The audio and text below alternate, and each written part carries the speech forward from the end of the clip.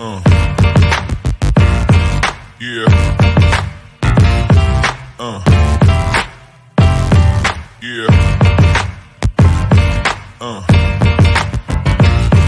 Yeah.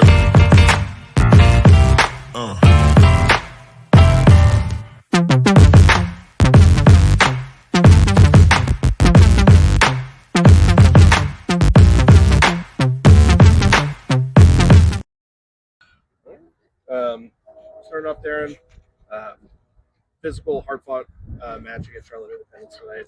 Obviously, didn't quite end the way the Kickers were hoping to. Can you kind of just give your initial thoughts on how the match went tonight for the guys?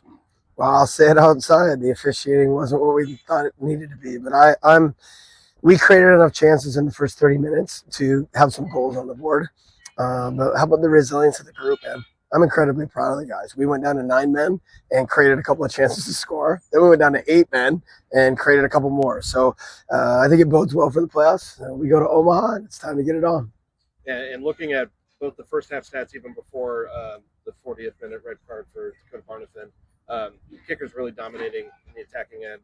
6 shots, 4 on target, finding even more chances in the second half despite trailing by a man, trailing by 2 men. What was working tonight on the attacking end? Yeah, our guys, they're confident. They know they can play. They're willing to fight for each other.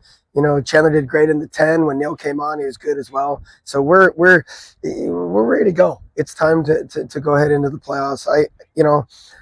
It's a group of guys that are willing to fight for each other. They've had a really difficult year, and now we have an opportunity in a new 3-game season. People can say whatever they want. It's all wide open now. And then again, Josh Kirkland getting another start, 2 in a row for him. Having some really positive play on the right wing. Simon Fitch again right behind him, really creating a lot of chances as well. What's working as you start to see that partnership start to blossom between those two? Look, man, we're a local community team. You had Griffin Garnett and James Snedden and others.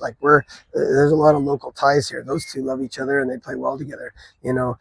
Josh is learning and growing as a pro. He's drinking from the fire hose right now.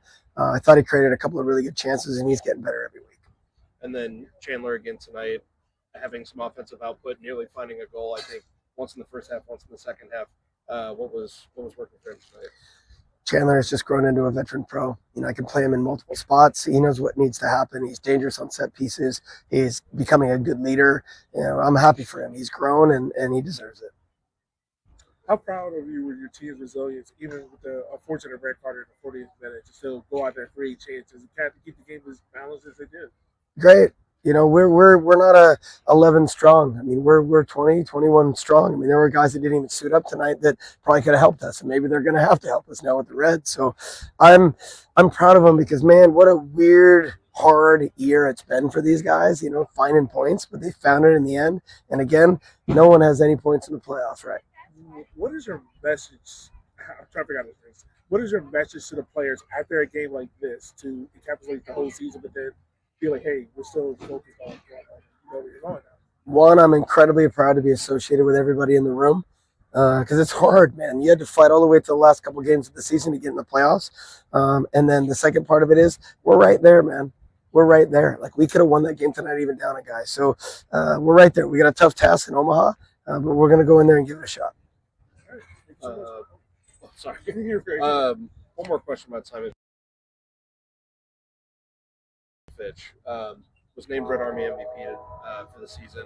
I believe he played every single minute in the USL League One regular season, and probably played just about every single minute in the Jägermeister Cup. Can you just talk about what Simon brings to the table, his Iron Man qualities, and how he's blossomed as a player over the last 4 years? Simon Fitch is the Richmond Kickers. He's from here. He's a local kid. He went to VCU, and I'm just incredibly proud of him on how much he's grown. Great leader, good player. Love him. So, last thing then, with this result, Kickers locked into the 8th seed. They will be going to Omaha for the number 1 seed down in Omaha, Nebraska on Sunday. What's the focus going into the week, and then slightly elongated week with it being a Sunday match? Well, I'm not going to tell you what we're going to do, but we have a game plan. We figured it'd be Omaha, and if it was somebody else, we have a game plan for that too. So we're excited. It's unfortunate that Dakota got a red card. We'll see if that's able to be overturned. But if not, there's guys that will step up. So we're excited. We're ready to go.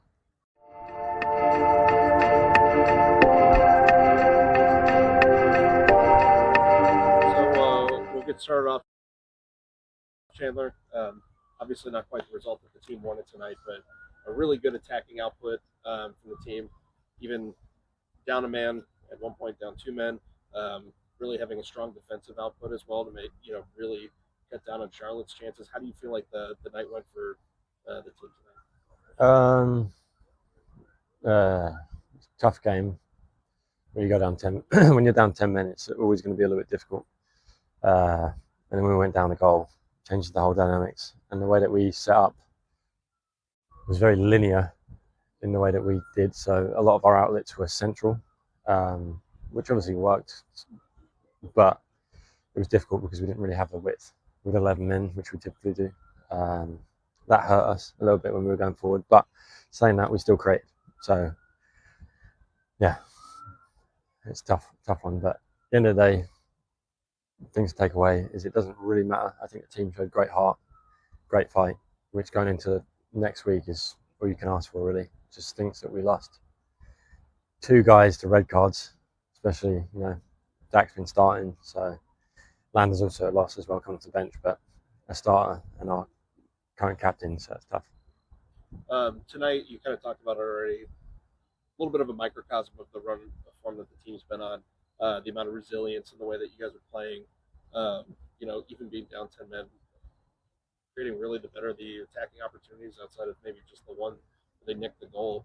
Can you kind of talk about just like, going down to 10 men, what was the message between the guys? How did you guys still find yourself in these situations where you could have found a result tonight? I mean, like, what are you going to do? You got to get on with it, really. In terms of the team getting together, like, we knew that we had to work harder. That's like unquestionable. You don't even have to like communicate that to anyone. It's a non-negotiable. In terms of like from the coaches, obviously we wanted to try and stay compact, stay narrow. As soon as they pass the ball back, try and step up. Difficult when you've got 10 men, and then when you go down to 9 men, it's like, you're running on empty. So yeah, today's kind of one of them ones. It's like, yeah, take the positives. Doesn't really matter too much because we've got playoffs next week. But yeah. How was that adjustment period for y'all when y'all got the red card? Like, it seemed like it took you guys maybe like a couple of minutes to figure out, like, all right, this is what we can do, this is what we definitely can't do. How was that adjustment period? Yeah, I think they played a little different too, straight away from the red card. So naturally, there's going to be a little bit of adjustment. It's hard to put pressure on the ball when you're at 10 because we were playing a 4-4-1 with a striker, right? And Emmy's busting his nuts to get everywhere, but he's one person compared to 4 at the back. So as soon as you press one way, they get out. Everyone has to shift, and then because you're down 1 man, you're trying to figure out the ways. And they were rotating differently because they were like, okay, they got 10 men, so let's try and do something a little different. So I think once we did figure that out, it was okay. I think the goal was preventable, to be honest. I don't think we should concede that goal. I think if you ask guys on the back line, probably would do things different. But it's life, innit? It's football. It's 10 men. It's game. So. You saw Tony Pineda and others come on the field and really get in behind the Charlotte defense. How was it when you're essentially in the middle of the pitch and having those guys out of the wings trying to get behind? Well, when you've got someone like Tony, when he comes off the bench and we've got 11 men, it's like a dream because you play him behind and he's going to create mayhem. But the issue, and this is no fault of his own, was we were very centrally compact and we didn't really play with wingers because it was tough to with 10 men, especially with the way they were setting up. So, as again, it's not any fault of Tony or Landon. It was their biggest strength is being out wide, taking on the men, and they weren't able to a ton. And again, that's not their fault. So they gave their best. That's life, isn't it? So. And you guys already know you guys. You guys know you're going to get your last time you played them here, 0-0 draw.